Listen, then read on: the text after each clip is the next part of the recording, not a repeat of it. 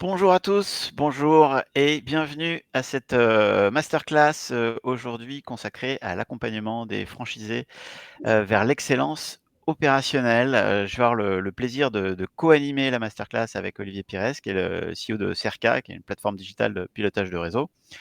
On est ravis avec Olivier et avec nos speakers de pouvoir passer ce moment avec vous, aujourd'hui.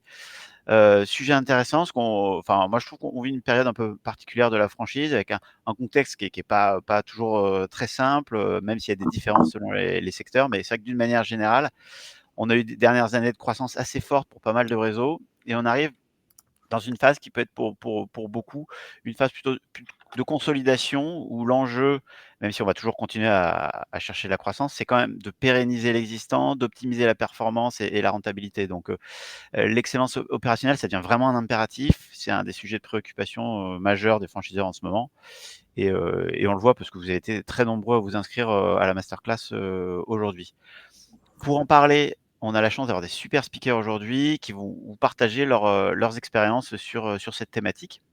L'objectif, c'est de vous proposer un moment pendant lequel, des franchiseurs vont vous partager leurs connaissances, leurs retours d'expérience, vraiment du vécu sur le sujet de l'accompagnement, des franchisés. Bénéficier aussi de l'expertise, d'Olivier sur le sujet. Olivier qui travaille avec plus de 400 réseaux aujourd'hui, donc une très bonne vision aussi de ce sujet-là. Moi, ce que j'aimerais, c'est que vous repartiez en ayant appris des choses, vous ayez vraiment des nouveaux éléments de réflexion, pour votre réseau et puis aussi des actions vraiment concrètes, pour optimiser, vos opérations. Donc le déroulement que je vous propose aujourd'hui, on va faire un petit tour de table, rapide pour que chacun des intervenants puisse, se présenter. Après on va aller dans le cœur du sujet, donc c'est vraiment les échanges, avec les speakers. Heu, on va se garder un peu de temps sur la fin pour vos questions. Donc il y a un chat, sur la droite. N'hésitez pas à l'utiliser, pour poser vos questions ou juste dire bonjour, c'est parfait, c'est très bien aussi.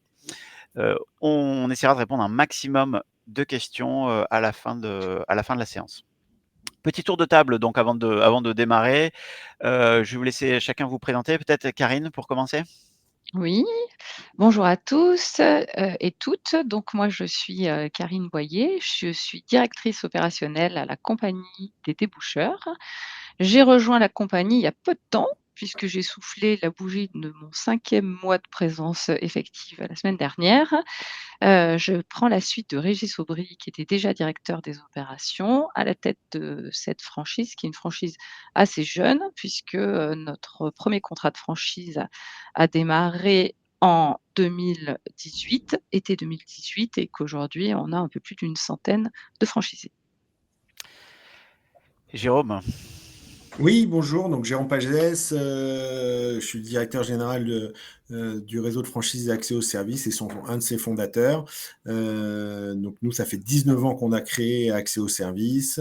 Les prochaines, nous fêterons donc, du coup nos 20 ans avec impatience. Aujourd'hui, un peu plus de 200 agents sur l'ensemble du territoire, spécialisés dans les services à la personne et les services aux professionnels. Très bien. Michael? Bonjour, moi Mickaël Di Luca, donc je suis le directeur général et fondateur du réseau Avenir Rénovation. Avenir Rénovation, donc spécialisé dans la rénovation tout corps d'État. Aujourd'hui, c'est plus de 190 agences sur le territoire national et on est sur un développement depuis peu de temps, maintenant 7 mois, sur l'international. On a déjà ouvert 3 agences en Belgique et 2 vont pas tarder à ouvrir d'ici fin d'année. On devrait, d'ici la fin d'année, ouvrir le Luxembourg, la Suisse, et on vient d'attaquer depuis un mois l'Espagne, où on a déjà des candidats plutôt sérieux en Espagne, voire même au Portugal, certaines personnes qui nous contactent déjà. Donc, on n'est pas aussi un vieux réseau, on reste un réseau jeune. On a développé la franchise depuis...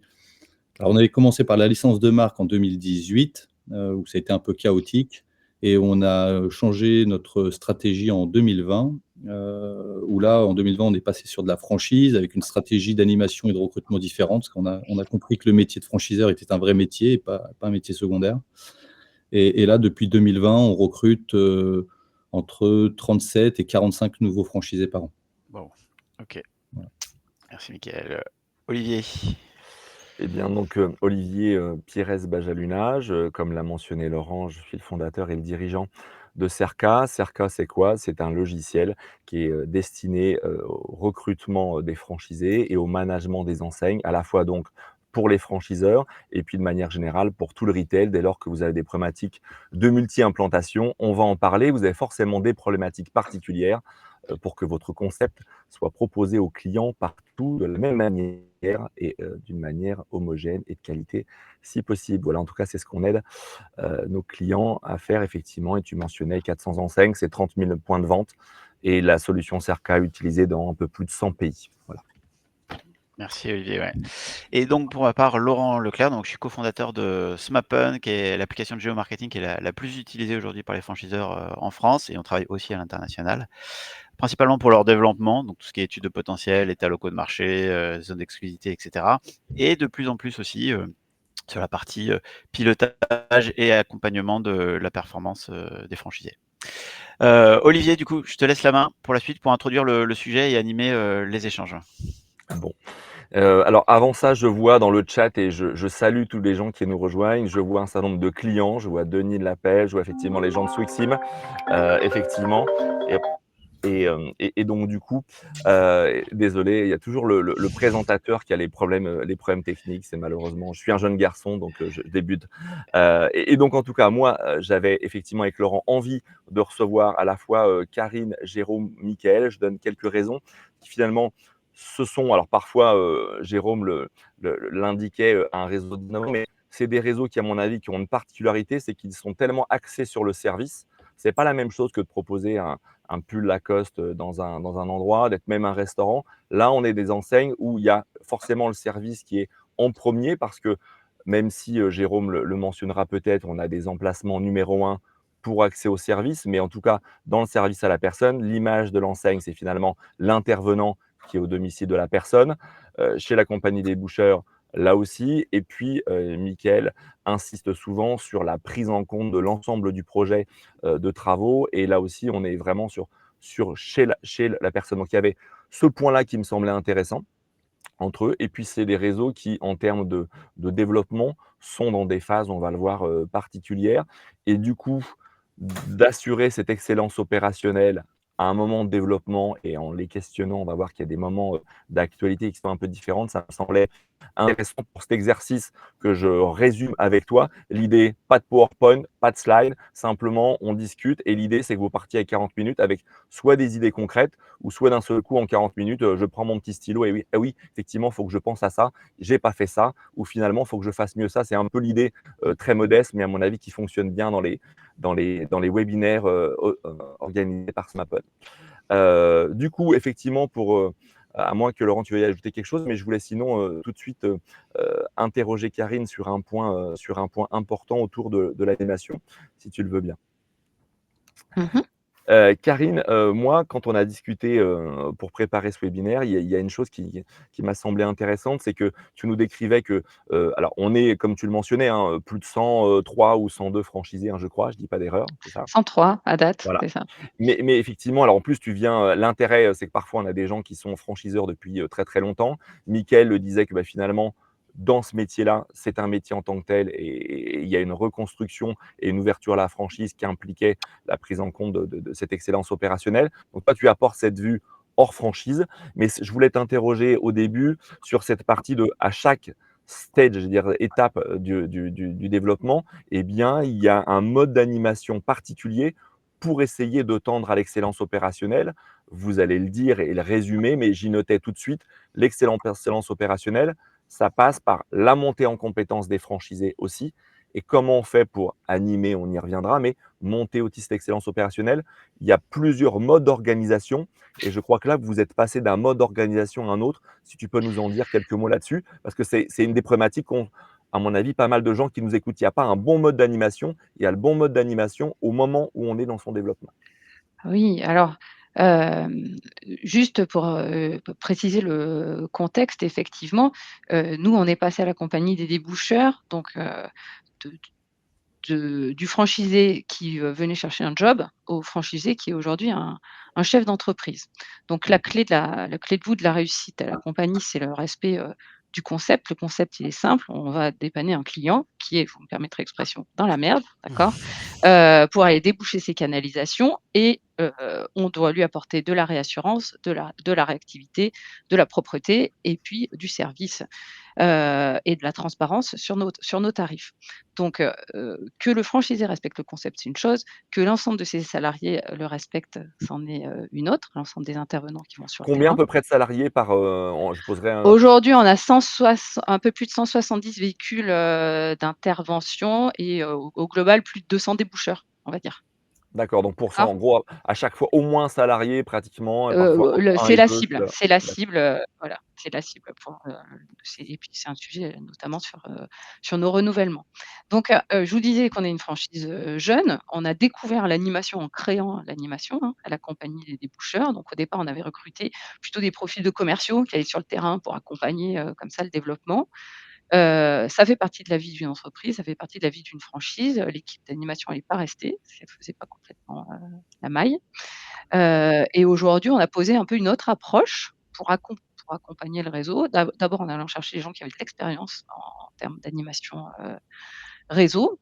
Heu, je trouve que c'est un des métiers les plus compliqués, hein, sur la tête de réseau, l'animation, parce qu'ils sont, toujours sur le fil, du rasoir. Ils doivent porter l'exigence, d'accord? Ils doivent être fermes et en même temps, ils doivent être à l'écoute du réseau pour faire remonter, les dysfonctionnements, accompagnés de manière, positive. et accessoirement une multicompétence parce que finalement, ils sont attendus sur je ne sais pas combien de compétences soft skills ou hard skills et du coup, il faut qu'ils soient, compétents, presque au moins chaque franchisé sur chaque domaine pour avoir de la réassurance. Donc c'est vrai que c'est un métier en tout cas, à mon avis, autant formateur qu'il est compliqué et souvent les réseaux ont tendance à minorer, le niveau de compétence qu'exige, ce métier, tu l'as dit. C'est moi je trouve, je suis très admirative de mon équipe animation, réseau et de Stéphane, le responsable de l'animation, qui incarne complètement la philosophie nouvelle, qui est, plaisir et performance. Voilà, donc on a modifié même nos outils pour accompagner, le réseau en faisant, évoluer notre logiciel pour positionner un outil de copilotage. On est à côté du franchisé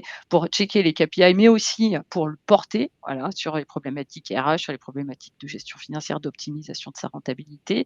Donc on est exigeant, on souhaite porter tout le monde vers l'excellence opérationnelle, mais pour ça, il faut embarquer le réseau. Il ne faut pas être Alors focus encore sur le du réseau. coup 2 mots Mmh. et après on intervient, sur d'autres thématiques et Mickaël, Jérôme, j'ai envie de les entendre aussi sur ce sujet-là. Mais moi je voulais encore creuser 2 secondes là-dessus parce que tu as dit quelque chose. Excellence opérationnelle, ça passe aussi et on en a parlé avant, on a tous en tête, OK, il faut mettre des KPI sur l'excellence, sur du factuel, mais tu as noté une notion un peu importante qui est très important maintenant dans la notion de coaching, hein, qui est autour de la partie être aligné sur des valeurs, on y reviendra, mais la notion de plaisir. Donc là, puisque tu me parlais de cette nouvelle animation, en quoi la notion de plaisir, tu l'intègres dans ta manière d'animer? Tu peux juste nous en dire 2 petits mots là-dessus et puis après en quoi ça intervient? Parce que ça veut dire c'est quoi? C'est des KPI différents? En C'est fait, des, il y a bien sûr, il faut être capable aussi de s'adapter aux différents territoires, aux différents interlocuteurs. Alors nous, nos franchisés, ils n'ont pas un parcours type, hein. Ils viennent de tout profil, des anciens coiffeurs, des anciens banquiers, heu et chacun doit, pouvoir exprimer, apporter ce qu'il a et il y a pas une méthode unique. Il y a un concept unique qui doit être respecté, mais il y a pas une méthode unique pour arriver, tous autant qu'on est, vers plus de performance. Donc finalement, le rôle de l'animation et le rôle de nos animateurs, c'est d'adapter la méthode pour atteindre l'objectif et c'est quand tu prends du plaisir dans la manière dont tu fais ton boulot, tu que tu vas donner le meilleur de donc toi-même. si, alors pas pour Mmh. résumer, ce serait prétentieux, mais pour indiquer ce que c'est finalement tu dis que emmener les gens, dans l'excellence opérationnelle, ça passe par prendre en compte le profil Mmh. particulier, Mmh. différent de chaque manager et de chaque franchisé, de manière à trouver la meilleure voie, à la fois pour être aligné, mais trouver le biais qui lui correspond et qui lui permet de monter en compétence. Ah, c'est un peu cette notion de on pourrait dire donc excellence opérationnelle, ça passe par forte individualisation, non seulement de ce qu'on pourrait avoir tendance à dire du siège: «J'ai un seul comptable, je l'emmène, partout pareil». Non, déjà, l'excellence opérationnelle, d'après toi, ça passe par la prise en compte de chaque personnalité. Alors c'est un peu compliqué, hein, mais en tout cas, ça passe par ça. OK, bon. Le concept, on ne le lâchera jamais, il est le même pour tous. Ça, c'est clair. Après, la performance, on peut tous y arriver en appuyant sur les leviers, en jouant tous notre coup droit. En réalité, voilà, c'est ça. D'accord, OK. Michael, en préparant ce webinaire, on avait insisté, pas mal tous les 2 sur le fait, tu disais que, il y avait 2 choses moi que j'avais relevées. C'est un, tu es un réseau qui existait et d'ailleurs sur aussi d'autres marques, et donc tu avais cette force connaissance déjà du multi-unit problème, je dirais. Et moi, il y avait 2 choses qui m'intéressaient, c'était le fait que d'un un moment donné, tu as choisi le modèle franchiseur et donc du coup, tu as vécu les problématiques qu'on a dans le multi-unit implantation versus les mêmes, mais quand on est franchiseur. Je voulais t'entendre là-dessus. Et puis, il y a un deuxième sujet où tu insistais, c'était la nécessité, en fonction du niveau de développement de mon réseau, je ne peux atteindre l'excellence opérationnelle que s'il y a une forte homogénéité dans mon réseau et que c'est nécessaire de l'avoir, voire de la renforcer pour aller chercher d'autres résultats. Donc voilà, c'est 2 sujets de qu'est-ce qui change finalement quand tu es franchiseur par rapport à une problématique, multi-implantation que tu connaissais déjà et puis, sur cette partie, homogénéité et savoir-faire contractuel sur laquelle on reviendra après. Ça m'intéresse d'avoir un peu un peu Bah, ton ressenti là-dessus. déjà, je vais revenir sur ce que disait Karine, hein. C'est Je vrai t'en que prie. développer son équipe d'animation, c'est pas facile, hein, parce que il n'y a pas d'animateur parfait, en fait, ça n'existe pas. Vous pouvez avoir le meilleur des CV, l'animateur qui peut avoir 10 ans d'expérience dans l'animation d'un réseau, dans la restauration ou autre, n'est pas forcément l'animateur qui vous correspond le plus pour animer votre réseau. Donc nous, on a fait le choix de pas forcément prendre des gens qui ont de l'expérience, même si on doit, mais c'est de plutôt prendre des animateurs qu'on va former. Ça, on a appris Alors qu'il faut quand tu dis expérience, Mickaël, est-ce qu'à chaque fois je vois expérience, expérience, soit franchise ou soit métier? non, non, expérience, que ça soit expérience métier ou que ça soit expérience même franchise. D'accord. Nous, on recrute plutôt des gens qui portent notre ADN, qui portent notre vision et qui ont cette volonté d'accompagner les gens. Donc voilà, avec une sensibilité différente. Après, tout ce qui concerne le monde de la franchise, ce qu'on a surtout appris avec le temps, c'est que ces gens-là, il faut les former. Si vous ne formez pas correctement votre animateur, que vous lui donnez un fichier Excel et vous lui dites allez sur le terrain et remplissez votre fichier Excel, bon, bah déjà, il est un peu perdu, puis il fait plutôt un rôle d'auditeur plutôt qu'un autre d'animateur. Et ça, nous, avec le temps, on a appris, et même encore aujourd'hui, hein, même avec 190 franchisés, on va renvoyer nos animateurs en formation pour avoir une vision complètement plus portée sur son rôle, pas qu'un rôle d'auditeur, mais aussi un rôle d'accompagnateur, un rôle aussi, des fois, ils n'ont pas un rôle facile parce qu'ils sont entre eux, le marteau et l'enclume, hein, parce que il faut surtout qu'ils restent toujours avoir un contact très, très proche avec le franchisé, mais en même temps, il faut qu'ils portent nos valeurs et qu'ils aient un discours ferme. Pour qu'ils aient un discours ferme, il faut qu'ils connaissent aussi les règles. Connaître les règles, c'est de savoir qu'est-ce qui est important pour quels sont les KPI qu'il faut respecter, et puis savoir lire aussi un compte de résultats, savoir aussi savoir les termes du contrat, qu'est-ce qui sont des clauses de résiliation ou sont des clauses qui sont plutôt de recadrage. Ça, si l'animateur ne connaît pas ça, il ne peut pas recadrer son franchisé, et le franchisé, ça part un peu n'importe comment. Et nous, on s'est vu qu'avec le temps, le réseau, plus il grandit, plus on a des gens qui pensent savoir mieux que nous. Alors, c'est marrant, ils connaissent toujours mieux que nous, mais au final, quand on les laisse faire un petit peu ce qu'ils veulent, ils se plantent. Donc au début, c'était notre philosophie, dire bon, il va se planter, c'est pas grave. Aujourd'hui, on ne peut plus se permettre ça. Donc aujourd'hui, c'est non, tu dois appliquer le modèle économique, tu dois appliquer notre savoir-faire et tu dois respecter ton contrat. Si tu ne respectes pas ces 3 points, c'est dehors. Alors Pourquoi du coup, Mickaël, oui pardon, juste en faisant un ping-pong là-dessus, quand tu dis les points forts, alors sans peut-être rentrer dans le détail du métier, quoique, mais du coup, pour donner des exemples précis, c'est quoi pour toi, si tu peux mentionner 2-3 points qui sont dans ces KPI importants dans le respect du contrat ou comme Alors, ça, les gens qui ne sont pas forcément dans le même métier, ça leur donne oui, une vision de tiens, qu'est-ce qui est red flag ou pas, hein? alors, avant de parler des KPI, il y a surtout, nous, au départ, quand on lance un réseau, on est chiffre. C'est-à-dire que tous les réseaux, tous les jeunes réseaux, la première chose qui nous intéresse, c'est de faire du chiffre, selon notre modèle économique, notre chiffre d'affaires et la vente. Alors nous, on a de la vente, contrairement à ceux qui sont sur du chiffre direct. Nous, nos premiers indicateurs, c'est faut faire du chiffre, Alors, selon le modèle économique du franchiseur, certains sont sur de la redevance, d'autres sur du royalties, d'autres sur du variable communication. Enfin, chacun a son modèle différent, mais ça n'empêche que le premier rôle du franchiseur, c'est de faire en sorte que le franchisé, il accélère vite, qu'il gagne vite, qu'il vende vite, pour que nous, on encaisse. Parce que c'est ce qui va nous faire vivre, hein. Ça, c'est avec certitude. Mais avec le temps, on ne peut pas conserver cette philosophie parce que on a des gens qui vont vendre, mais qui peut aller ternir l'image de marque. Après, on peut avoir des gens qui vendent, mais qui respectent pas le client. Et donc, du coup, qui peuvent continuer de nuire à la marque. Des gens qui se mettent en danger, des gens qui maîtrisent pas leur activité, donc qui sont des mauvais gestionnaires. Et puis aussi des gens qui vont pas respecter comme respecter, par exemple, l'utilisation de notre logiciel. Vous utilisez notre logiciel, vous devez rentrer les éléments dans notre logiciel pour qu'on ait une visibilité globale de votre activité, pour que derrière, on puisse vous accompagner en cas de problème. Donc, c'est plein de petits points comme ça qui peuvent être. C'est pas seulement ne pas payer sa redevance. Payer sa redevance, c'est une obligation, il doit le faire. En revanche, il se doit de ne pas mettre n'importe quelle photo sur les réseaux sociaux, il se doit de poster n'importe quoi sur sa page d'Instagram, il se doit, par exemple, d'appliquer la charte graphique et ne pas avoir un pull vert alors que la charte, c'est un pull noir. Enfin, je peux en citer énormément des choses comme ça. Nous, par exemple, dans notre métier, il se doit de respecter la sous-traitance. Il a un process de sous-traitance. Il doit utiliser des outils pour la sous-traitance. S'il ne respecte pas ça, il se met en danger. Il peut avoir un contrôle d'URSSAF derrière. Et s'il y a un contrôle d'URSSAF, nous, ça met en danger la marque parce que ce qui va être noté en cas de communication négative, ça va être le nom Avenir Rénovation. Ça peut être le nom de sa société.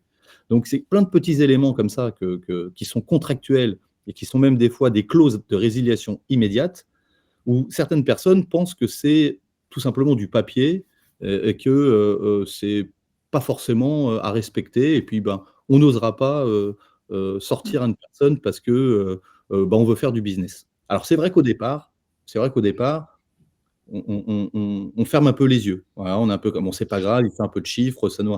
Mais avec le temps, surtout quand on veut partir à l'international, comme ce sont nos ambitions, et puis nous, on a des ambitions quand même assez importantes à l'international, on ne peut pas avoir un réseau où on a des gens qui se sentent hors des lois, hors du contrat de franchise, et qui pensent que ils prennent votre marque, ils prennent vos leads, parce que nous, on fournit beaucoup de leads, donc automatiquement, ils font énormément de business avec nous. Donc, ils prennent nos leads, et puis, en fait, le reste, on s'en fiche. Non, on n'est pas en train de prendre un truc à tiroir. C'est quand vous êtes franchisé d'une marque, vous devez appliquer le savoir-faire, vous devez appliquer les outils qui nous permettent d'avoir une visibilité globale et surtout respecter les termes de votre contrat. OK. En Bon, fait, c'est Mickaël, on revient là-dessus effectivement. Alors j'ai quelques questions d'ailleurs qui vont nous permettre de faire rebondir, hein, sur 2-3 points et rassurez-vous, ceux qui nous écoutez, on va avec Laurent, les prendre en compte. Jérôme, dans cette forme d'introduction aussi, je rappelle, même tu le feras mieux que moi, mais ça veut dire qu'on a un réseau là qui existe depuis, et qui est maintenant un des principaux acteurs sur le service à la personne avec une offre assez large puisqu'on va, du ménage, des actifs jusqu'à l'autonomie avec le jardinage, donc une offre de service à la personne, là aussi, qui impacte des multi-compétences même au sein des franchisés, parfois des numéros 1, mais donc je le mentionnais, l'image d'accès au service, c'est avant tout la personne qui va être au domicile de la personne très très vite, ça va être la représentation principale. Dans le service à la personne, et puis je voulais mentionner peut-être une différence par rapport aux deux autres, c'est que dans le service à la personne, à part si je dis une bêtise, mais tu es obligé d'être un très, très bon manager parce que tu as dès le début beaucoup de salariés. Je pense que dans le service à la personne, je ne sais pas dire, alors si je le sais, mais pour une agence qui ferait, 1 000 000, 1 000 000 € de chiffre d'affaires, ça veut dire combien à peu près de collaborateurs dans le service Ouais, à la personne? après, on a beaucoup C'est de peut-être pas comme ça salariés à qu'on. on a beaucoup de salariés à temps partiel. Aujourd'hui, sur le réseau, on a un peu moins de 5000 personnes, donc c'est vrai que ça fait beaucoup de collaborateurs pour nos franchisés, mais on va dire qu'ils ont une soixantaine de collaborateurs. Enfin voilà, et donc c'est sûr que ça fait tout de suite beaucoup de collaborateurs à gérer et à gérer au niveau local. Et comme tu disais, les problématiques potentielles d'image que chacun des collaborateurs peut présenter. Et c'est vrai que moi, je le dis toujours, de toute façon, nos collaborateurs, et les collaborateurs de nos franchisés, c'est les plus importants. C'est vraiment notre image au niveau local, et c'est eux nos porte-drapeaux et c'est eux nos représentants au plus près de nos clients. Donc ça, c'est sûr, c'est important de leur apporter on va dire les bons outils et surtout les bonnes astuces et aussi la bonne formation pour Et, le faire. et si j'insistais là-dessus, là aussi en préparant, c'est que alors Mickaël vient de parler, on y reviendra sur le besoin d'une forte homogénéité. Cette homogénéité, elle passe par le respect du contrat, par un certain nombre de choses, effectivement. Et d'ailleurs, j'aimais bien, Mickaël, que tu mentionnais là aussi, dans ton business model, tu apportes, et je pense que c'est le cas aussi d'Axéo et de Karine, pas mal de leads. Donc, il y a des gens qui pourraient venir pour dire, bah tiens, je me mets dans une enseigne parce qu'on m'apporte du lead business. Donc voilà. Mais du coup, Jérôme, dans ton métier, c'est que là, on a parlé des franchisés. Et pour l'excellence opérationnelle, on le sait aussi, ça veut dire qu'il y a un double niveau, c'est-à-dire comment je fais pour monter en compétence mes franchisés, mais qui eux-mêmes ont à manager des collaborateurs de terrain, frontline teams comme on dit régulièrement, et ces collaborateurs terrain vont être… donc comment toi, vu que Alors, tu as pas mal de collaborateurs par rapport à une implantation, chez toi, c'est une problématique supplémentaire, non? moi, il y a 3 niveaux de formation. Il y a 1, mes franchisés, 2, leur administratif, Et en 3, plus, j'oubliais ça. Oui. 3 les agents terrain. Donc, en fait, nous, on a vraiment 3 dispositifs différents de formation. C'est Et intéressant, j'aimerais bien entendre là-dessus, parce que je sais que vous avez créé des choses assez intéressantes bah, par rapport à ces 3 niveaux. après, on alterne, surtout pour les administratifs et les franchisés, soit du présentiel, soit en ligne. Et après, pour le terrain, c'est plutôt du e-learning principalement, parce que c'est vraiment très compliqué de pouvoir les regrouper tous à un même moment pour les former. Donc, on privilégie plutôt la partie e-learning, mais en tout cas, pour les administratifs et les franchisés, ça, c'est sûr, c'est à distance ou en présentiel. Ça, c'est ce qu'on met en place et on leur apprend. Parce qu'on se rend compte que nos franchisés, ils ont aussi la tête dans le guidon quand vous gérez plus d'1 million d'euros de chiffre d'affaires, 60 collaborateurs. Et donc, on les aide aussi à former leurs administratifs qui, eux, à nos techniques, à notre façon de gérer notre marque, et ce qui va leur permettre aussi de transmettre aux collaborateurs terrain notre ADN. Voilà. Donc là, si je mentionne là-dessus, ça veut dire que l'excellence opérationnelle, et en tout cas qui passe par la formation, passe par un niveau finalement intermédiaire que j'avais peut-être moins identifié avant d'en parler, qui est finalement comme le franchisé lui, il est très vite dans son aspect commercial, Mickaël allait chercher du chef. Finalement, le niveau juste en dessous de l'administratif qui va organiser tout ça est un élément super important pour Tout à justement fait. assurer cette standardisation, ce respect du concept. D'accord. Et même au-delà de ça, c'est que nous, on a identifié que les administratifs de nos franchisés sont potentiellement nos futurs franchisés. Et c'est là, en fait, qu'il faut qu'on les biberonne et il faut qu'on leur transmette notre savoir-faire et qu'on leur inculque les valeurs de accès au service. Alors, je vais prendre 2-3 questions d'ailleurs, on va revenir sur des sujets les uns les autres, mais je vais prendre 2-3 questions et vous faire intervenir très rapidement sur ces questions-là de chaque côté. Mais tu mentionnes quelque chose d'intéressant parce qu'effectivement, la formation et la montée d'excellence opérationnelle, non seulement sur les franchisés qui peuvent avoir plusieurs implantations, certes, Bien sûr, et sur j'en ai de leurs plus en plus. collaborateurs directs. Donc du coup, je pose quelques questions, mais avant, j'y mets la mienne. Est-ce que du coup, Karine, Mickaël, vous avez déjà eu des exemples où les numéros 2, on va dire, des franchisés sont des potentiels repreneurs d'implantation pour agrandir le réseau? Karine, Mickaël, rapidement sur cette question-là. C'est déjà arrivé ou… Des salariés, mais il faut qu'on accélère la démarche parce qu'il y a cette dualité où ils ont, nos franchisés eux-mêmes, leurs problématiques de recrutement.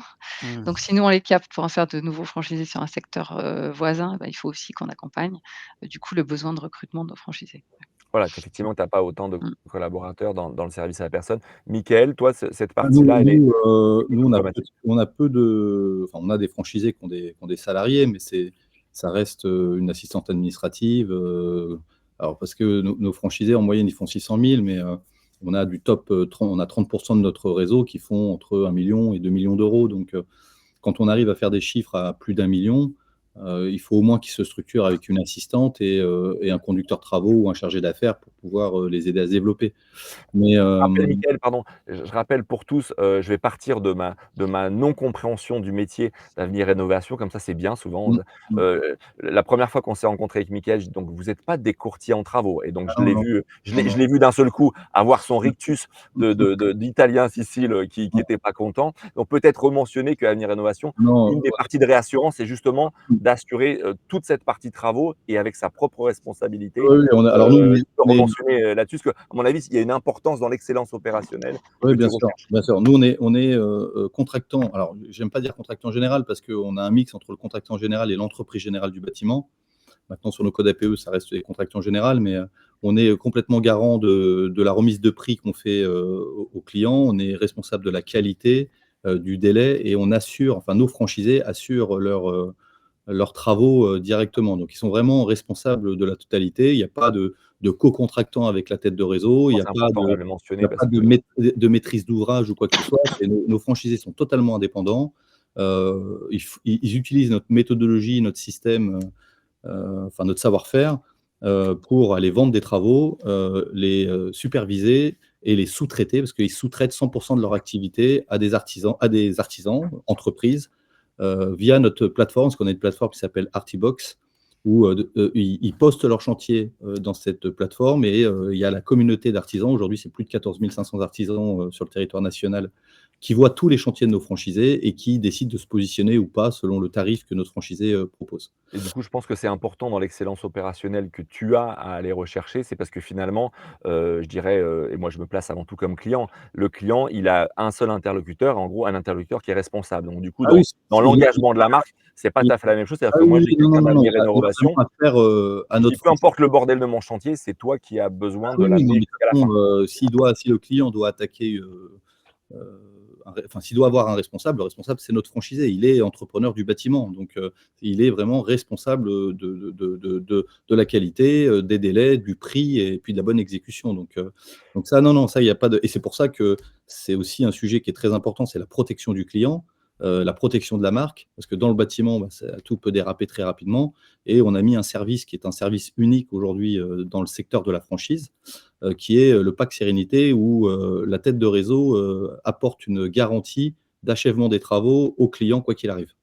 Donc, heu, donc ça pour nous, Il y a un double niveau d'engagement. Voilà. il y a un double niveau d'engagement, ouais, tout à fait, pour qu'on s'assure que la marque soit totalement protégée. Et surtout, on ne pouvait pas aller à l'international sans nous assurer que la marque française était protégée. Et donc aujourd'hui, c'est chose faite et ça fonctionne très, très bien. Ça a même augmenté notre taux de transformation. Donc les clients sont plus que satisfaits parce qu'ils se disent que quoi qu'il arrive, leur chantier sera fini. Et puis, alors je ne sais plus c'était quoi ta première question, j'ai perdu le fil du coup. Non, non, non, mais c'était sur cette partie-là, essentiellement, je Ah oui, revenais. Heu, c'était est-ce qu'il y a du coup, est-ce qu'on a des salariés qui passent franchisés? Donc ouais, oui, oui, ça arrive, on en a même un en formation actuellement. C'est pas mais tout le voilà, temps, compte tenu mais du nombre de quand salariés qu'on a voilà, quand par entité. franchisé, bah, vous savez, le problème, c'est que ça gagne de l'argent. Donc quand ça gagne de l'argent, quand, on fait, quasiment, une grosse partie du travail chez le franchisé, ça, c'est ce qu'on alerte, nous, nos franchisés, c'est: «Faites attention, ne donnez pas les clés de la boutique comme ça parce que le jour où il va comprendre, ben, nous, on pourra pas refuser qu'ils viennent chez nous». Ça fait partie des règles du jeu. Donc ça arrive, c'est pas fréquent, mais ça arrive que, certains salariés, parce que nous, ils ont pas une grosse masse salariale, que certains salariés souhaitent, se En lancer tout en. cas, contrairement à Accès au service qui a organisé cette partie-là, tu as moins l'organiser, voire moins même à la promouvoir. Quelques Non, questions non, après on va dire, on a un très gros avantage, c'est qu'on génère énormément de leads en B2B et on est quasiment sur 500 candidatures par mois. Donc c'est vrai qu'on n'est pas focus sur, utiliser, les ressources internes. On mmh préfère mh. faire entrer, justement des gens externes et renouveler régulièrement, avec, de nouveaux franchisés que d'utiliser notre vivier interne. En tout cas, c'est notre D'accord, stratégie, de notre côté, OK. quoi. Quelques questions, et qui vont nous permettre de revenir à peu près sur différents axes, ce qu'on a commencé à évoquer. Problème, j'ai une première question ça pose pas de problème quand l'animateur n'est pas expert métier? Alors peu importe ce qu'a dit Mickaël, Karine ou Jérôme, on a vu que de toute façon il peut pas être, bon dans tous les domaines. Mickaël a dit: «Bah, nous carrément on cherche des gens qui sont alignés avec les valeurs, avec ce qu'on veut mettre en place, qui ont l'intérêt du coaching et de l'accompagnement». Donc du coup, allez très rapidement, je vais faire, 5-6 questions qui vont nous permettre de rentrer dans cette problématique de l'excellence opérationnelle là-dessus. Karine, les animateurs et tu as pris des gens qui avaient vraiment une expérience du métier ou de l'expérience, métier, franchise? C'est toujours les 2. Ton choix, c'était quoi du coup? C'était de prendre plutôt des gens qui connaissaient ce que c'était d'accompagner quelqu'un ou du métier? Le choix que tu as fait et puis je vais demander à vous 3. On a fait Ou ça différents dépend? choix, voilà, en fonction aussi, des candidats, du fit qu'on peut avoir, c'est un métier de terrain, c'est un métier où il faut encaisser du kilomètre, où il faut être capable de tenir, la ligne, il faut beaucoup de caractère, on a fait des choix qu'on a parfois regrettés, d'anciens, franchisés qui ont rejoint la tête de réseau et qui du coup, se faisaient, les avocats du réseau. Voilà, donc c'est bien, mais il faut pas que cette ligne-là. Donc pas de je peux pas répondre avec un profil type. Mais aller chercher aussi un bout de compétences, métier, parce que je trouve que c'est un métier complexe. Nous, pour le coup, à la compagnie des boucheurs, ça nous a aidés. D'accord. Jérôme, là-dessus, en 2 minutes, Bon, réponds à la question. pour moi, notre métier, il est tellement complexe avec toute la partie législative et autres, il faut absolument qu'ils soient du métier, en tout cas qu'ils connaissent notre métier. Et la problématique qu'on a, nous, c'est on est multimétier, donc il faut qu'il ait pas mal de casquettes. Mais par contre, moi, j'aime bien prendre des profils de chefs d'entreprise aussi, en tant qu'animateur, c'est intéressant, des personnes qui ont une expérience en étant chef d'entreprise, et de plus en plus, parce que c'est le nerf de la guerre, surtout vraiment une facilité sur la partie financière, analyse des tableaux de bord et autres, qui est primordial, hein. Il faut qu'ils aient, parce que si ils ont qu'une partie, on va dire, RH, mais pas du tout la partie financière. Honnêtement, ce que les franchisés attendent d'un animateur, c'est qu'il puisse lui faire prendre du recul, ça c'est hyper important, et surtout de pouvoir analyser avec son animateur ces différents ratios. En t'écoutant, du coup, pour reparler avant d'interroger Mickaël, c'est la même question, mais ça veut dire que si je vous entends tous les 2, si on dit l'expérience métier, le rôle d'un animateur, oui, c'est de connaître le métier du franchisé, mais très vite, de toute façon, le franchisé, s'il est bon, le connaîtra aussi bien que lui, voire aussi bien que le franchiseur. Donc ça veut dire que finalement, ce que va attendre le franchisé, c'est justement, on parle parfois de hard skill et de soft skill, j'aime pas trop le terme, Mmh. mais en tout cas, ça veut dire que pour vous, finalement, le rôle de l'animateur, c'est peut-être de connaître le métier, du franchisé pour être en gros à peu près légitime, mais c'est avant tout de lui rapporter cette vision un peu entreprise, Bah, finance, compta, RH, lui parce faire que si prendre le du recul. franchisé ne connaisse Prendre pas du son métier, recul, de toute façon, il se surtout. Ouais. changerait pas. Mmh. Aujourd Stratégie de aujourd'hui, c'est ça. prospection, ouais. Lui faire prendre, excuse-moi Karine, c'est vraiment lui faire prendre du recul. Quand on va chez lui, c'est vraiment le sortir de son quotidien, lui sortir de sa tête de l'eau, et de pouvoir travailler sur de la stratégie, comme Karine expose, de la communication et autres. Voilà, c'est vraiment ça. Et surtout, analyser avec lui sa performance. D'accord, très bien. Combien d'animateurs, alors ça dépend des métiers, mais combien d'animateurs par franchisé, on va dire, courte réponse, Mickaël, Ouais. combien chez Avenir Rénovation? Nous, on en a 1 pour 25. 1 pour 25. Je sais que ça veut rien dire, hein, ma question, parce que mais au Ah, contraire, ça montre aux gens en ça fonction des dépend métiers, du maillage, hein, c'est le maillage, hein, qui guide un peu, le le parcours. maillage, le type de métier, Jérôme, chez vous, à peu près? 30, ouais, 25, Ouais. 30, voilà. Et Pareil. et et bon, comme quoi on a des métiers là complètement différents. On retombe alors moi je le sais que les chiffres, hein, que je vois puisque dans les 400 enseignes qu'on accompagne, on a, donc, beaucoup de KPI, on a, tous les utilisateurs, donc tous les animateurs, ce qui nous permet d'avoir, je crois, Laurent le sait, un peu de benchmark sur le Mmh. secteur de la franchise. Je voulais reprendre une autre question hem, sur le comment l'animation.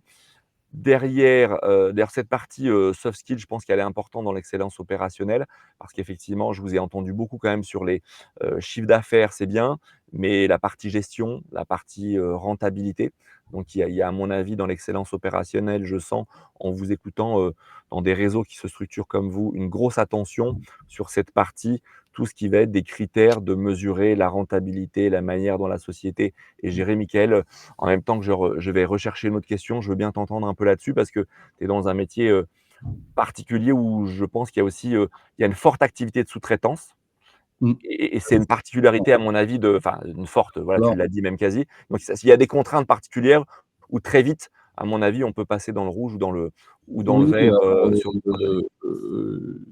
nous, c'est 100 sous-traitance, donc ça reste de la prestat de service, même si c'est un métier technique. Nous, on les accompagne, en tout cas, dans nos audits, parce via nos animateurs, il y a des ratios à respecter, des ratios marge, des ratios masse salariale, donc pour pas qu'ils prennent des salaires non plus exorbitants et qui plombent les comptes de l'entreprise. Il y a des ratios frais aussi pour bien leur faire comprendre que parce que vous avez 200 000 € sur les comptes qu'il faut tout de suite les dépenser. Donc il y a toute une éducation qui est faite sur et une formation, éducation et formation, parce que c'est les deux, sur comment on analyse un chiffre d'affaires, comment on analyse un excédent brut d'exploitation, un REX, des frais, des ratios à respecter, une marge. Et donc, on est très attentif à ça.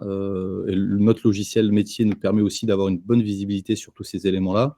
Et l'idée, c'est surtout de bien expliquer à certains franchisés qui n'ont pas l'expérience. C'est pas des entrepreneurs de base, hein, donc c'est des gens qui apprennent l'entrepreneuriat.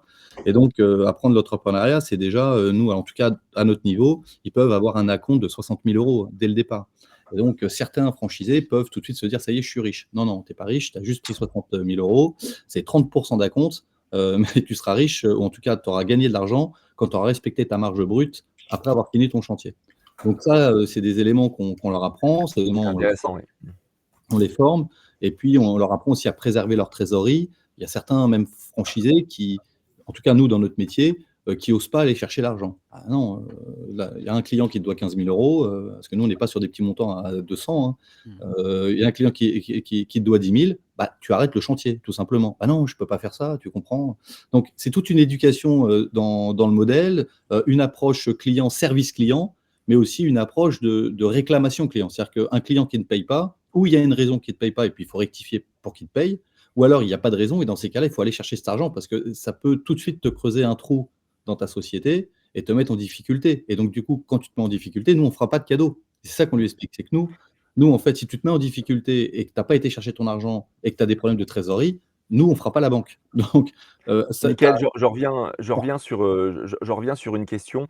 J'avais posé intéressant parce que je vois la question de Cyril de Maisons et Services. D'ailleurs, je salue en même temps, Général des Services, Alain qui nous a rejoints.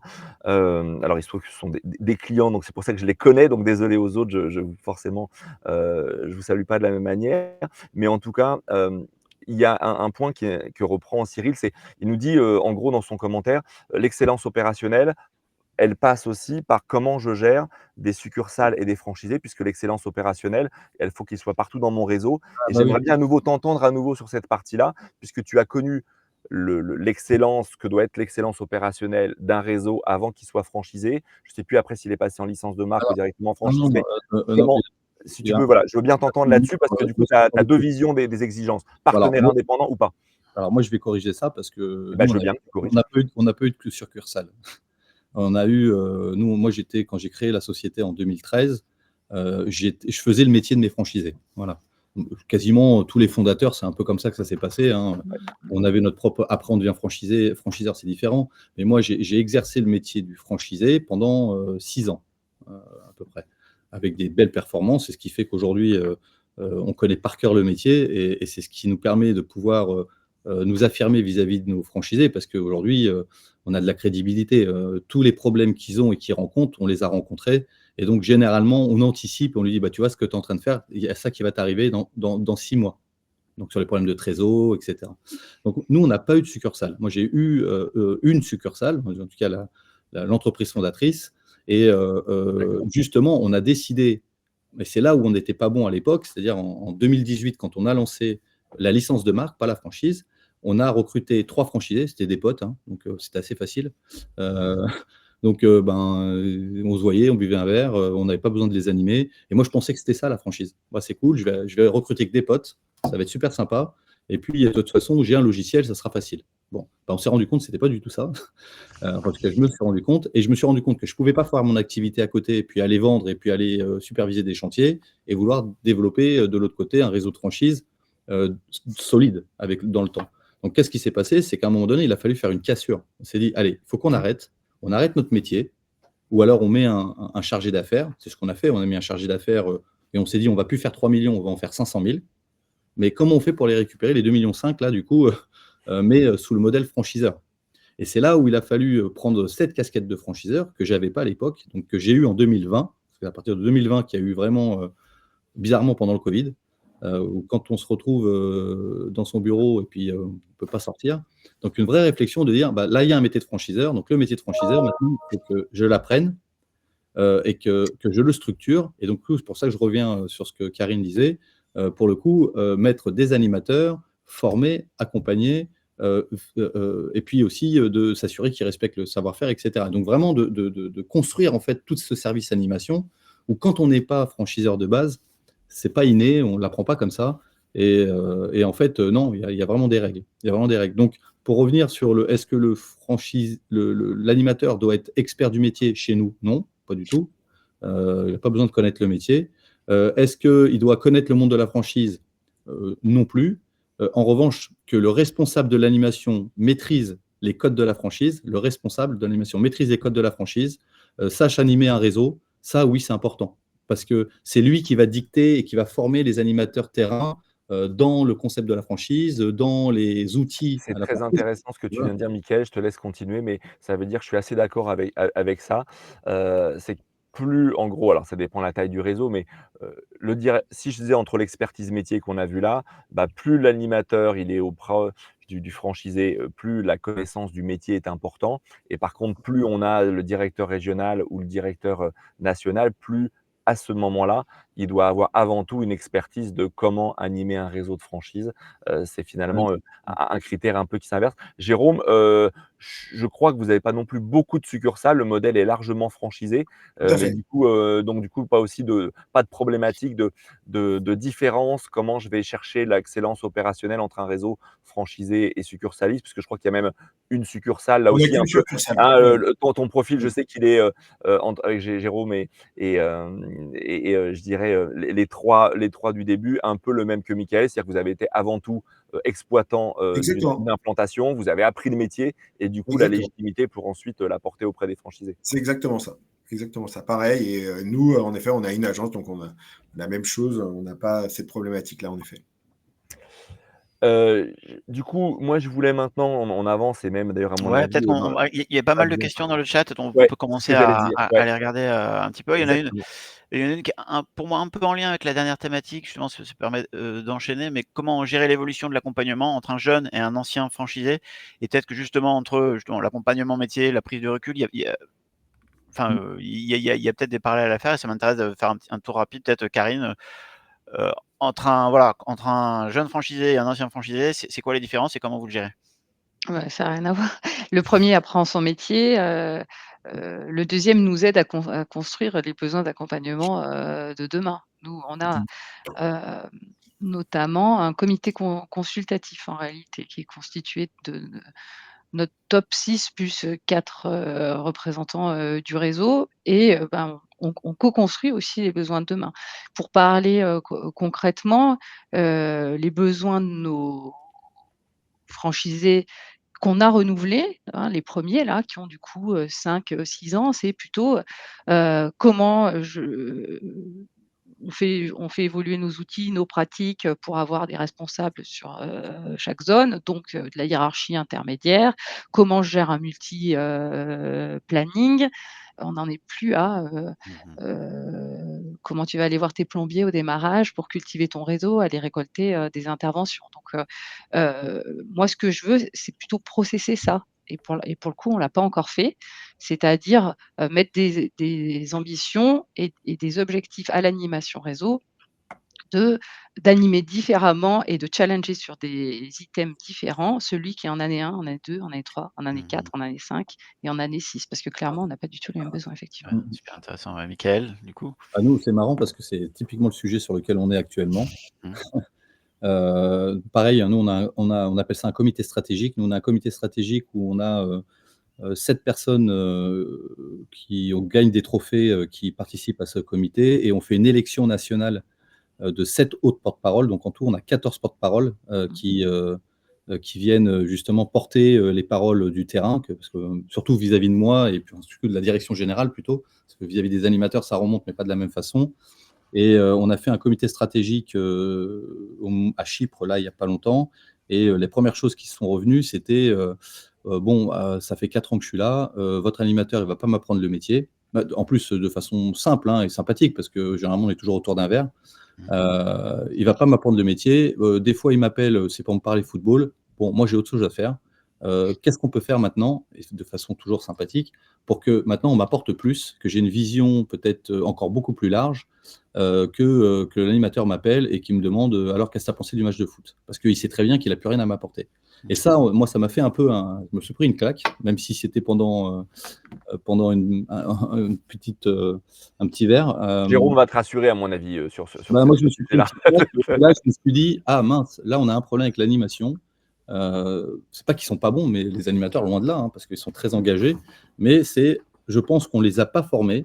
Et nous, comme on est un jeune réseau, surtout, parce que ça fait quand même que 5 ans qu'on développe le réseau, on n'a pas anticipé qu'un franchisé devait être animé différemment sur son parcours, en fait, sur la durée de ses 7 ans de contrat.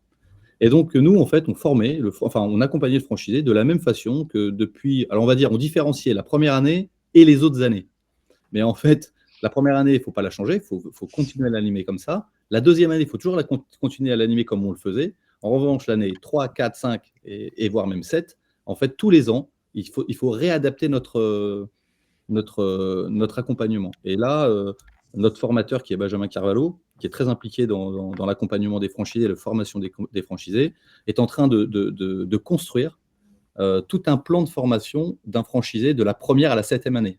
Et là, on va donner ça aux animateurs en disant, voilà, selon l'année de ton franchisé, Tu focus sur tel ou tel point de. voilà comment tu l'accompagnes, voilà sur quel focus il faut aller, et voilà ce que lui, il attend. Et ça, on est en train de le construire justement avec les porte-paroles, où on a dans ces 14 porte-paroles, même 15 porte-paroles, parce que maintenant on a la Belgique qui est venue se rattacher, où on a vraiment des gens qui sont des gens qui sont jeunes, moins jeunes et anciens, où là, ils vont co-construire avec nous de ce qu'ils attendent à cette 4e année, 5e année ou 6e année, justement pour que ça réponde à leurs obligations, et surtout pour éviter qu'ils aillent ailleurs. Parce que même si on recrute massivement, ça n'empêche que les talents, on a besoin de les conserver, surtout quand ils respectent le savoir-faire. Et généralement, au bout de 4-5 ans, ils se sentent pousser des ailes. Ça y est, c'est devenu des entrepreneurs, parce que c'est la réalité. Au bout de 4 ans, on devient un vrai entrepreneur. Et là, ils commencent à se dire, bon, Michael, qu'est-ce que tu as à me proposer ? Parce que là, moi, c'est bon, j'ai fait le tour, j'aimerais bien faire autre chose, ou avoir une activité secondaire, ou une autre marque. Et donc, c'est pour ça qu'on réfléchit à d'autres solutions. Voilà. Jérôme, là-dessus, alors je laisse Laurent poser des questions, mais je crois que c'est intéressant parce que alors je fais une petite introduction là-dessus, c'est que service à la personne, avant que des marques comme Accès au service ou d'autres deviennent tellement connues, je crois que Jérôme, on avait souvent la problématique où finalement la marque privée était toujours moins connue que l'association. Donc quelqu'un qui commençait à apprendre le métier pouvait très bien se dire, bah finalement la marque, qu'est-ce qu'elle m'apporte? Maintenant que je connais mon métier, je sors au bout de mon contrat de 5 ans. Donc à mon avis, tu as cette question-là aussi qui revient souvent chez toi. Non, c'est sûr, et c'est important de bien former, de bien comprendre les attentes des franchisés. Et c'est pour ça, nous aussi, on a un comité national au sein de notre réseau. Et donc, on a 2 représentants par région. On a 6 régions, donc on a 12 représentants au sein de notre réseau. Et on construit avec eux, que ce soit aussi bien l'animation, mais différents sujets. Par contre, Michael, juste un point, si je peux te donner un conseil, je pense que au lieu de faire ta formation par rapport à l'ancienneté, fais-le par rapport à des niveaux de chiffre d'affaires, parce qu'en fait, il y en a qui sont en retard, il y en a qui sont en avance, et donc le problématique de ceux qui sont en avance, c'est que déjà, il faudra les former en année 4, alors qu'ils sont peut-être encore en 2e année. Ouais. Généralement, alors pour l'instant, généralement, ils font tous le même chiffre dans les... mais bon, il y en a qui surperforment et on a généralement, ils vont tous... Non, c'est mais toujours la même copier-coller, quoi. C'est marrant, mais ouais, moi, je me suis retrouvé avec des franchisés qui étaient en année 2 et en fait, je me suis retrouvé à les former en année 5. Donc, je me suis dit, ah voilà, oui, d'accord. Ah oui, oui. ouais, il y avait, Ah oui, oui. Oui, je vois, ouais, ouais. ouais, Oui, il y oui, avait oui. vraiment cette problématique-là. Parce Ouais, que, mais je prends le conseil, très intéressant. Alors, je rebondis, moi, je réfléchis à créer des clusters sur plusieurs indicateurs. La durée du contrat, le chiffre d'affaires, mais pas uniquement. Pour le coup, mais chacun adapte à son modèle. Hein. bien Le sûr, bien nombre, sûr, le je nombre suis de d'accord. salariés, il y a une admin ou pas, le nombre de techniciens, typologie de Ah oui, directeur à la oui. Ouais, très performance. Parce que, Ouais. parce intéressant. que Ouais, donc des niveaux de Mm, maturité équivalents et tu fais des groupes, et eux, tu sais que tu leur adresses à peu près c'est les mêmes ça, problématiques, quoi. par cluster. Intéressant, intéressant. J'ai, question, alors je change un petit peu de sujet, il nous reste que 5 minutes là et je trouve intéressante et pour les franchiseurs un peu plus jeunes, à votre avis et de votre expérience, à partir de quand on doit avoir un animateur réseau? Je trouve que c'est une question qui revient souvent et qui est intéressante. Un animateur réseau, un franchiseur qui est jeune, c'est ça? Jeune franchiseur, à partir de combien de franchisés, tu te dis: «Là, il faut que je recrute un animateur»? Bah, généralement, déjà, au bout de 10, il faut un animateur. Il faut aller les voir, hein. À part si en fait, tout dépend de la disponibilité du dirigeant ou de son équipe. Parce qu'il y a beaucoup, enfin, en tout cas, moi, me concernant à l'époque, c'est moi qui allais sur le terrain. Et puis après, quand je ne pouvais pas, ça a été mon directeur adjoint qui allait sur le terrain. Puis après, quand il ne pouvait plus, on a embauché un animateur. Donc, tant que tant qu'on va dire que les têtes pensantes ont de la disponibilité et qui peuvent aller sur le terrain, bah, il faut y aller. Parce que justement, si le fondateur et directeur du réseau va au plus proche de ses franchisés, c'est très, très apprécié. Donc, moi, en tout cas, après, il faudra écouter les autres, mais moi, je pense que tant qu'on peut y aller sur le terrain et qu'on a la possibilité de le faire, il faut y aller. Mais normalement, à partir de 10, 12, déjà, à une quinzaine, ça commence à devenir compliqué. Et là, il faut aller à un animateur. Parce qu'il faut Alors les moi, je donne mon avis de benchmark. Vous êtes des professionnels, moi non, de la franchise, mais ce que je vois avec beaucoup de réseaux, environ 400 qu'on accompagne depuis une petite dizaine d'années, c'est que il y a les fondateurs essayent de jouer, comme tu disais, de gérer cette schizophrénie. Ça veut dire que le franchisé, c'est avant tout un contrat intuitu personnel. Il a fait avec quelqu'un, il a fait avec Avenir Rénovation, mais il a fait avec Michael, il a fait avec Jérôme, il a fait avec Kérine. Et du coup, il faut trouver un mode opératoire. Vous parliez des conseils stratégiques à shift autour d'un verre et tout ça. C'est toujours quand je vais grandir et que je vais déléguer finalement mon animation à de plus en plus de gens, soit moins expérimentés, j'aime pas le terme, mais soit moins en lien avec le franchisé. Comment je vais, dans cette excellence opérationnelle et de cette animation, trouver des moments qui vont être sur du temps, en gros, court, mais qui vont me permettre de donner non seulement l'impression, mais la réalité à mes franchisés d'avoir un dialogue direct avec le fondateur. Pour connaître certains réseaux qui ont vendu leur réseau, il y a un vrai changement d'état d'esprit. Et donc, dans l'animation de l'excellence opérationnelle, quand on est avec le fondateur, avec celui qui représente la marque, ou qu'on est dans une, ou alors son temps, on devient dans une relation plutôt service client.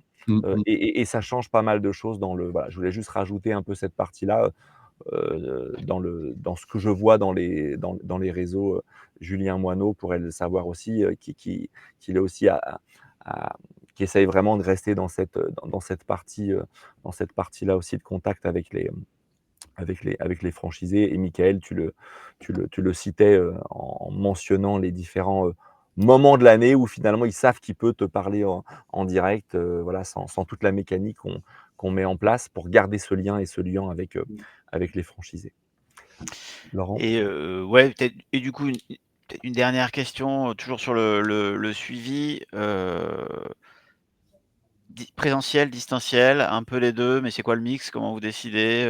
Est-ce que ça dépend des sujets? Est-ce que ça dépend enfin voilà, comment vous faites la part entre les 2? Peut-être, Jérôme non, et mais puis Karine?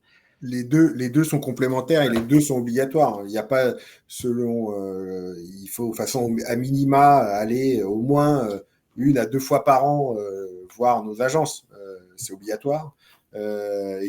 Normalement, généralement, dans nos contrats, c'est ce qui est marqué dans nos contrats qu'on a avec les franchisés. Mais on va dire, il n'y a pas de règle. Je pense que l'animation, c'est à minima en visio, le plus souvent possible, et quand il y en a besoin, sur différentes thématiques, différents points. Et même un call avec un franchisé, moi je préfère qu'il soit en visio que un simple coup de téléphone. C'est beaucoup plus, je trouve, beaucoup plus porteur. Mais pour moi, il n'y a pas de règle. C'est dès que le franchisé a besoin. Moi, mes animateurs, ils sont vraiment au service de mes franchisés. Et donc, il n'y a pas de... Il y a à minima, je vous dis, entre 1 et 2 visites physiques par an, et le reste, ça se fait à distance. Exactement. Ce que j'ai déjà entendu souvent, c'est que il y a des thématiques qui nécessitent d'être sur le terrain, il y a des thématiques qui sont très bien à distance. Si on est sur le reporting financier, en visio, ça se fait bien. Par contre, la mise en place des bonnes pratiques, quand on est en magasin, etc., Ouais. il faut regarder sur le place. Et Karine, ton retour, toi, là-dessus? Nous, ce qu'on a posé comme, règle pour le coup, mais ça rejoint ce que vient de dire Jérôme, hein, Mmh. c'est 2 visites de copilotage, par an, donc physiques. Et ensuite, un échange, minimum, hein, en fait, ça c'est le minimum. Après effectivement, on a juste le curseur en fonction du besoin et un échange distanciel par mois. Ce qui veut dire à minima un échange par mois et puis un temps où on se pose vraiment, ça c'est quand on se voit et pour le coup rien ne pourra jamais remplacer, le physique. Alors moi ça j'y crois beaucoup parce qu'il y a aussi Mmh. tout ce qu'on peut se dire, tous les échanges informels, tout ce qui remonte et qui passe moins par téléphone quoi, voilà. Et puis, il y a des trucs à distance qu'on ne peut pas voir. Oui, exactement. Nous, on doit vérifier, c'est un bon exemple, hein, la tenue, la propreté du camion. Voilà. Oui, ce que j'allais dire, la propreté de l'agence ou la propreté des véhicules, tu ne peux pas les voir à distance. Très bien, merci beaucoup. Il est midi. Merci. Je vous propose de clôturer cet échange, mais merci à tous, merci beaucoup. C'était super intéressant. On n'a pas pu répondre à toutes les questions, mais si vous voulez prolonger les échanges, si vous avez des questions encore à poser, je pense n'hésitez pas à contacter directement, peut-être, j'allais dire via LinkedIn, c'est probablement le plus simple. Karine, Jérôme, Mickaël, Olivier ou Merci. moi. Nous envoyer un petit message, on y répondra avec grand plaisir. De toute façon, on vous enverra aussi le replay et on le mettra en ligne. Donc n'hésitez pas à le partager aussi. Et puis aussi à nous faire vos retours sur le déroulement de la masterclass. C'est toujours intéressant d'avoir vos avis pour voir s'il y a des choses qu'on peut améliorer. Je vous remercie à tous et je vous souhaite une très bonne journée. Merci à nos Merci. intervenants. Bonne journée, Merci. merci. Merci, au revoir. Merci, bonne journée, au revoir. Au revoir.